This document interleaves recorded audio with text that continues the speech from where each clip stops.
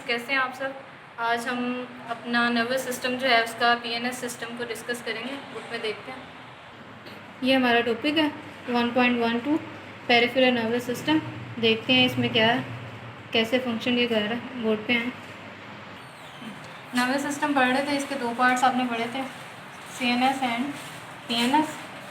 CNS brain and spinal cord पर मुश्तमिल है।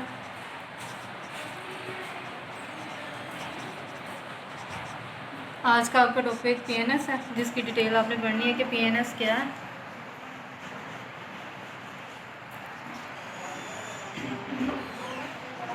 पीएनएस जिसकी full form peripheral nervous system है। ये क्या है? पेरिफेरल नर्वस सिस्टम जो है बेसिकली नेटवर्क है नर्व्स का जाल है जो आपके सारे जिस्म में फैला हुआ है और ये रास्ते का काम कर रहा है जिस्म के हिस्सों के दरमियान। अब पेरिफेरल नर्वस सिस्टम में क्या चीज़ें आती हैं? पेरिफेरल नर्वस सिस्टम को समझने के लिए पहले आप देखोगे कि पीएनएस जो है ये दो चीज़ों पर मुश्तमिल होता है, दो स्ट्रक्चर होते हैं इसमें।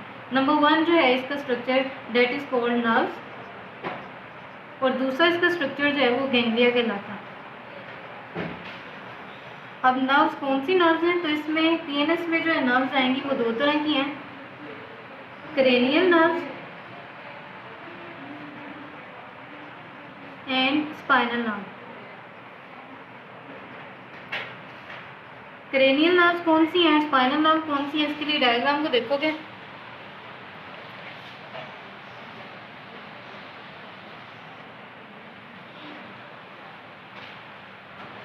ये आपने पढ़ी थी डायग्राम, जिसमें आपने देखा था कि ब्रेन जो है वो कैसे काम कर रहा होता है। ये इसके स्पाइनल कॉर्ड का पार्ट है।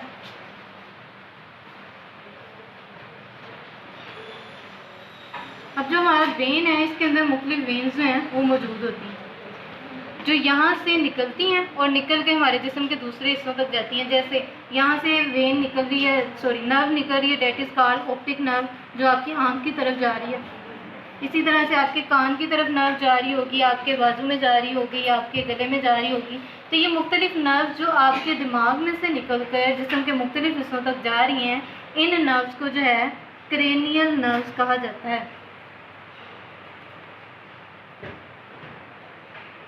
क्रेनियल आपको लफ्ज़ से पता चल रहा होगा, ब्रेन बोनी स्कल जो है उसको क्रेनियम का नाम दिया जाता था, इसलिए इसके नर्व्स को जो है वो क्रेनियल नर्व्स कहा जाता है। सेकेंड, स्पाइनल कोड को देखोगे। अब स्पाइनल कोड जो है इसकी भी एक्सटेंशन है, यहाँ से भी नर्व्स जो हैं वो बाहर निकलती हैं। तो जो नर्व्स स्पाइनल कोड से बाहर निकल रही हैं और आपके जिस्म के मुख्तलिफ हिस्सों में टांगें, बाजू और मुख्तलिफ हिस्सों में फैल रही हैं जिस्म के, ये जो नर्व्स स्पाइनल से निकल कर फैल रही हैं इनको स्पाइनल नर्व्स बोला जाता है। ठीक है। और ये जो क्रेनियल और स्पाइनल नर्व्स हैं इनके मिलने से आपका पेरिफेरल नर्वस सिस्टम जो है बनता है। अब हम फ्लो चार्ट में आते हैं। क्रेनियल नर्व्स और स्पाइनल नर्व्स की डेफिनेशन यहाँ पर आपको जो है डायग्राम से पता चली। क्रेनियल नर्व्स कौन सी हैं? The nerves which arise from central nervous system are called cranial nerves।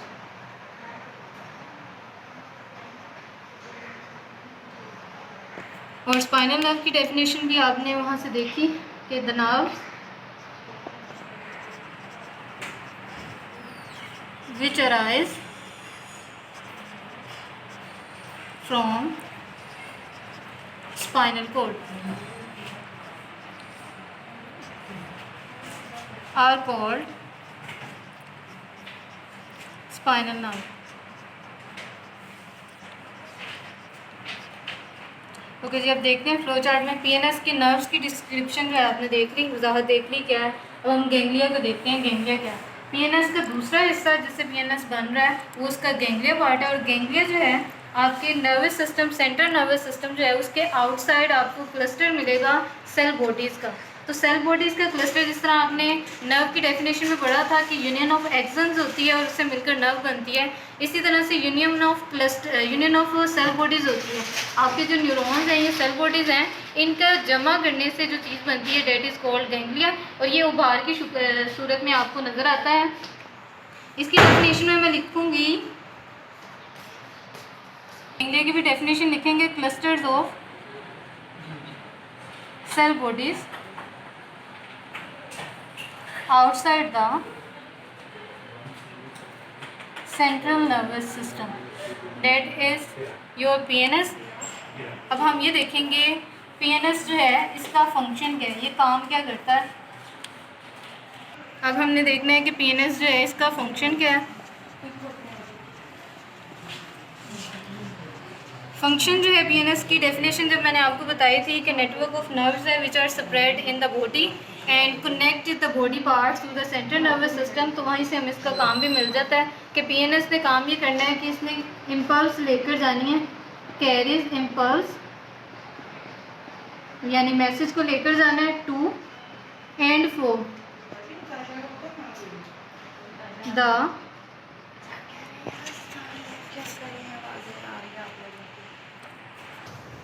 From the central nervous system, यानी सेंट्रल नर्वस सिस्टम की तरफ ये मैसेज लेकर भी जाता है और वहाँ से मैसेज लेकर भी आता है। अब सवाल ये है कि ये काम कैसे करता है, PNS जो है इसका ये फंक्शन होता कैसे है। इसके काम को समझने के लिए आपने देखने हैं कि PNS जो काम करता है इसका काम करने के दो तरीके हैं, यानी इसका फंक्शन जो है वो दो तरह से परफॉर्म हो रहा है, दो तरह से ये काम कर रहा है। नंबर वन इसका सेंसरी पाथवे है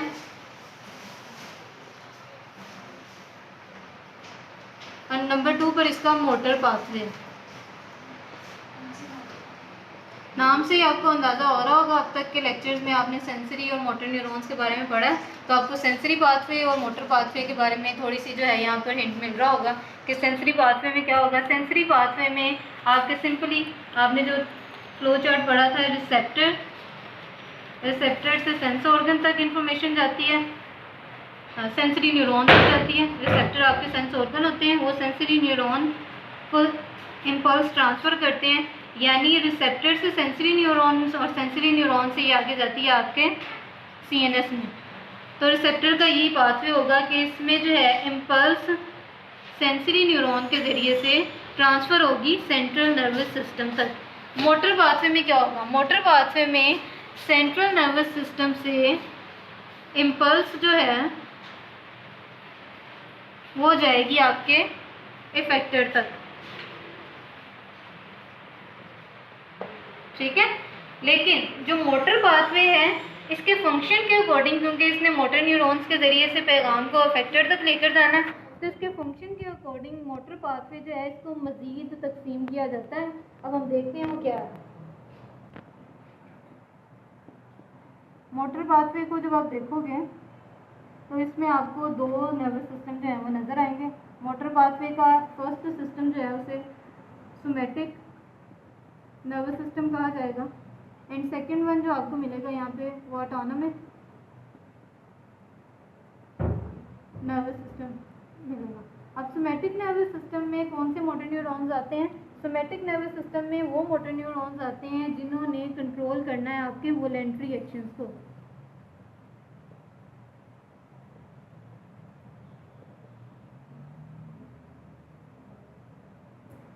और वोलेंट्री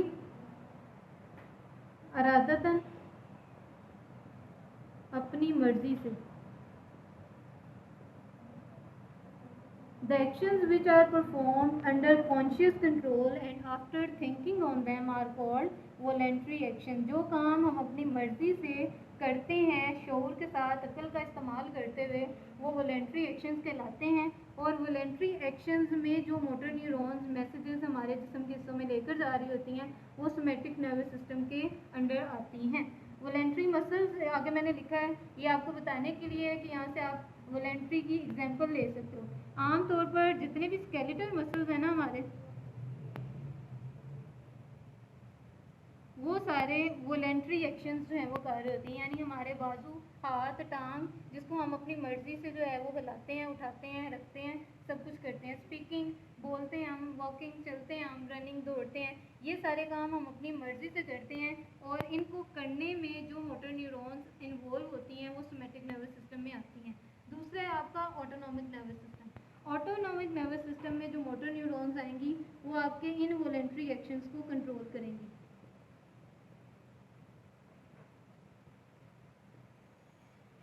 और इनवॉलेंट्री एक्शंस कौन से हैं ये आप लोगों को पिछले लेक्चर में मैंने बताया था। यहाँ पे बस मैं एग्जांपल लिख रही हूँ, जैसे डाइजेशन हो गया, हार्ट बीट होगी, जो हम अपनी मर्ज़ी से काम नहीं करते हैं, खुद ब खुद हो रहे होते हैं, वो इनवॉलेंट्री में आते हैं। और ये इनवॉलेंट्री काम जो है हमारा ऑटोनॉमिक नर्वस सिस्टम जो है वो कंट्रोल कर रहा होता है। अब ये जो ऑटोनॉमिक नर्वस सिस्टम है इसको फर्दर जो है वो तकसीम किया जाता है, अच्छा जी किया जाता है। और ऑटोनॉमिक नर्वस सिस्टम देखोगे तो इसमें दो चीज़ें आएंगी, एक आएगी आपकी सिंपैथेटिक नर्वस सिस्टम और सेकंड जो इसका पार्ट है वो कहलाता है पैरासिम्पैथेटिक नर्वस सिस्टम।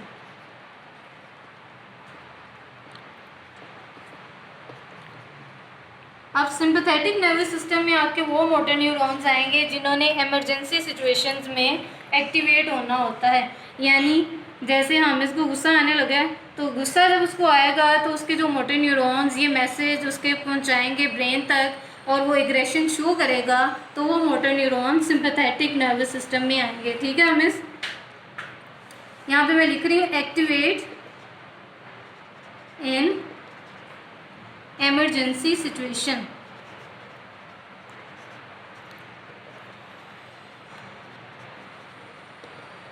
और इन्होंने करना क्या है, उकसाना है आपको,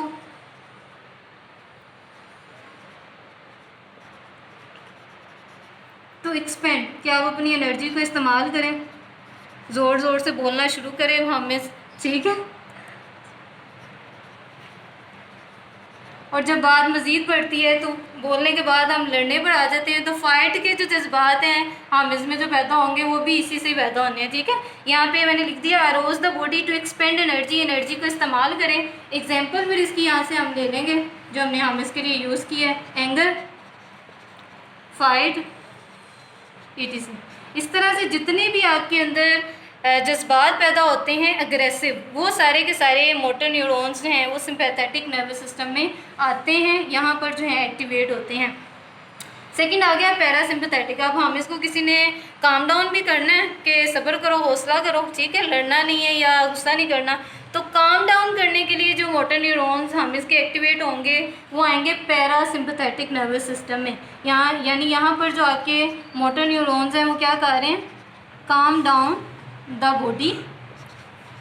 और काम डाउन करने से, पुरसुकून करने से होगा क्या, आपकी एनर्जी जो है वो कंजर्व होगी, जमा होगी, महफूज होगी।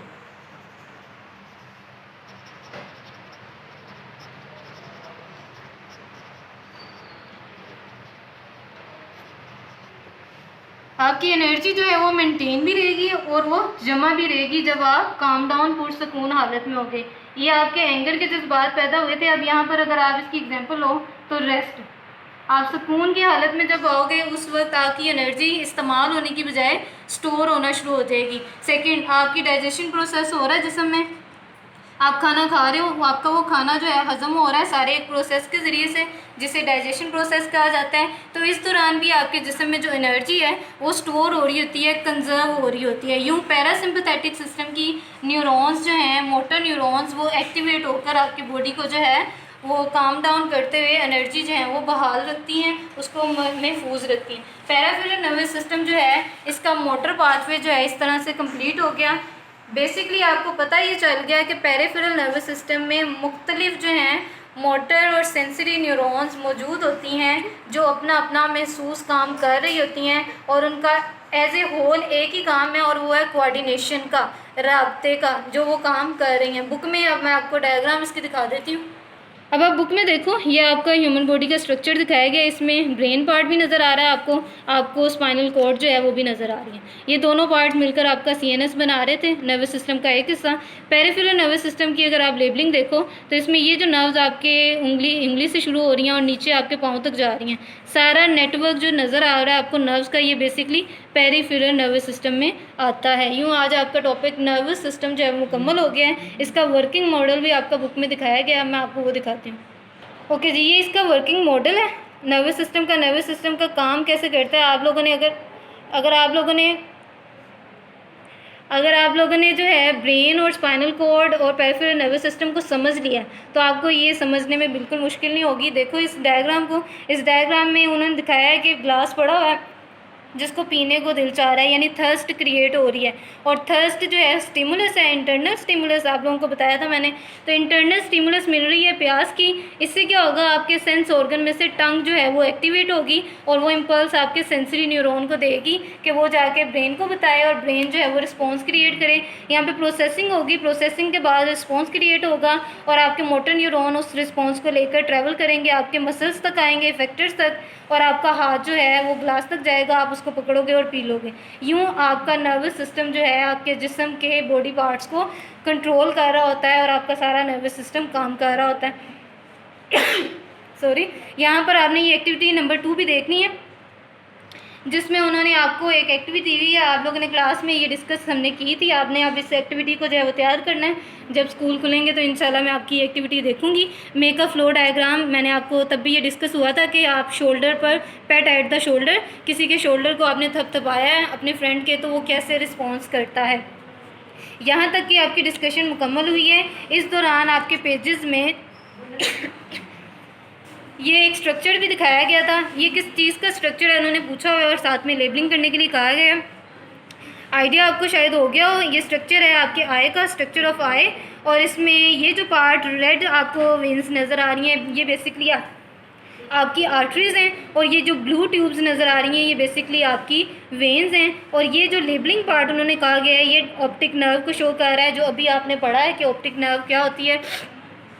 और नीचे उन्होंने डायग्राम बनाने के लिए कहा है, ये आपने मॉडल जो है वो तैयार करना है न्यूरॉन का, nerve cell and label its different parts. तो आप लोगों के लिए एक्टिविटी है, आपने परफॉर्म करनी है और लेकर आना है जब स्कूल खुलेंगे। यहाँ पर ये भी एक आप लोगों को MCQs भी दिया गया है, जिसमें उन्होंने बताया हुआ है कि एक आम इंसान जो है, एडल्ट बालिग जो इंसान होता है, उसका वज़न कितना होता है दिमाग का, 1.5 kg। और ये आप लोगों ने MCQs के तौर पर याद भी करना है। इससे पीछे वाले पेज पर भी उन्होंने इम्पल्स कितने रेट के साथ ट्रैवल करती है, कितनी उसकी स्पीड होती है वो भी दिखाई हुई है। 150 मीटर पर सेकेंड, एक सेकेंड में 150 मीटर का फासला वो तय कर लेती है, आपने ये भी याद करना है। यानी जितनी भी अब तक की एक्टिविटीज़ आई हैं आपने सबको देखना है, समझना है और याद करना है। कल इंशाल्लाह हम जो है अब रिफ्लेक्स सेक्शन को स्टडी करेंगे कि वो क्या होता है डिटेल के साथ। तब तक के लिए stay in touch, stay safe, अल्लाह हाफिज़।